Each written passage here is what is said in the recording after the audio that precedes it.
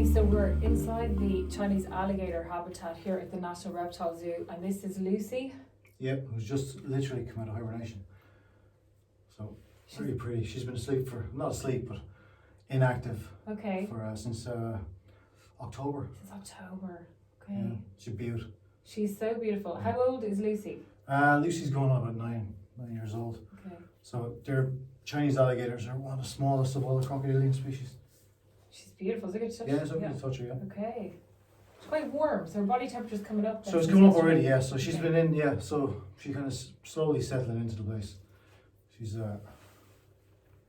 cute as a button, though. She's very beautiful, but you can tell she's not happy. Like she just wants to be left alone. Yeah. Do her thing. At the same time, like I'm not restraining her. Yeah. You know, she's doing her own thing here. She's pretty relaxed.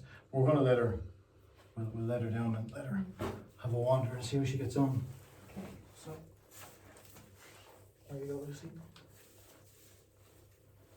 And she'll probably turn and come back towards us. Okay. But yeah, she's pretty docile. Before she went into hibernation, she was target trained. So Okay. we call her name, we'd show her a target, she'd respond, and we'd feed her. Okay. So very intelligent. Sure, I'll move her if we need to move her. It's okay. It's okay.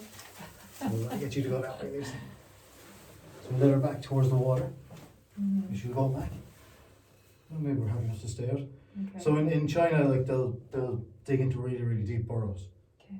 So she's, because she's literally come out of hibernation, she's still thinking, doesn't really want to get into water just yet. So she spent a lot of time in this mud and in around the substrate. So she just was put back into her habitat yesterday. Yeah. So how long will she take to sort of size the whole place up and decide where she'll nest? I was watching her yesterday for quite a bit, and she seems to have kind of settled in Okay. pretty much already. So she's kind of found a couple of little places that she likes to hide. So as the temperatures change, so we'll start bringing the temperature up in here really gradually. And as the temperature comes up, she'll move about to thermoregulate. Okay. So some of the lamps we've got in here, which is this one over at the side, Mm-hmm. these are ultraviolet light. Okay. So they need to have this to bask and to metabolize calcium in their system. And so in her natural habitat, natural environment, is she a solitary animal? It depends. Depends on seasons. There's not a lot known about them because there's about 200 left in the wild, and they're spread out so far. It's kind of hard to tell how they naturally should. Mm-hmm. But like other crocodilians, around breeding seasons, they do kind of congregate all together. And how many of these are on display to the public? I mean, if you're saying there's so few numbers in the wild, how many are on display to the public? Like, is she the only one on display in Ireland? In Ireland, yeah. Okay. Yeah, there's another one in Ireland. So Lucy, you are very special. Yeah, we're hoping to get a boy for her. Okay. And we'll eventually breed them. That's the plan. And I mean, you talk to other zoos then? Yeah. So she's part of the European stud book. Hmm. So we want to make sure, obviously, she breeds with one that's not closely related or anything like that. Okay. And how did you acquire Lucy? Where did she come from? She came from the pet trade. Oh, did she? Yeah, somebody had her as a pet. Is there a lot of that? I mean, I know we think you hear about people with exotic species, Yeah. but we'll say Chinese alligators, are they coveted or? They will be, yeah, very much so, because of their rarity. Unfortunately, the rarer things get, the higher the price goes. Okay. So we might just leave her to. Yeah, she's settling in and we're in the way. So it's nice to meet you, Lucy. Thanks for not eating me. So here she goes. Perfect. And she'll go back in underneath these logs over here. She's so beautiful, isn't she? Yeah. And pretty docile for a crocodilian. Pretty docile. Yeah.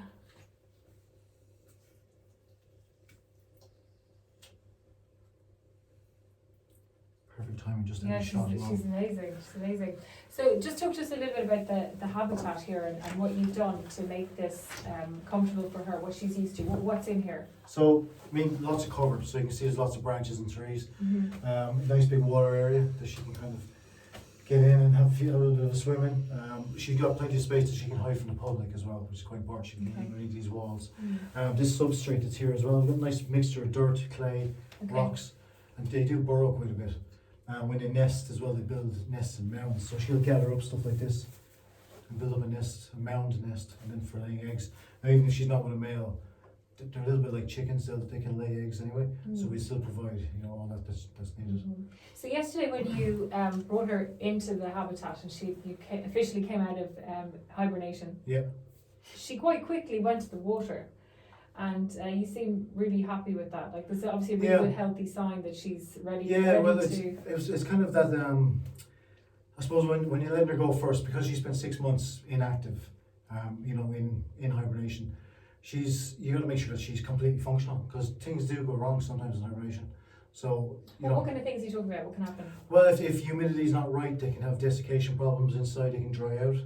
If it's too wet, they might have fungal issues. An animal that's not. It's not got full access to light, because as I say, when they're hibernating, they're down in deep burrows, so their eyesight can change and stuff like that. So you just got to watch that nothing's gone wrong during hibernation.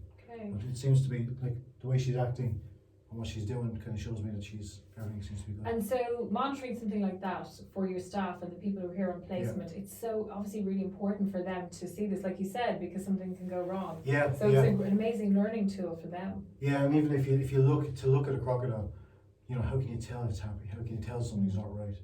Without doing an invasive, full-on examination. So being in tune with what the animal needs and what it's doing, and being able to read it is really important.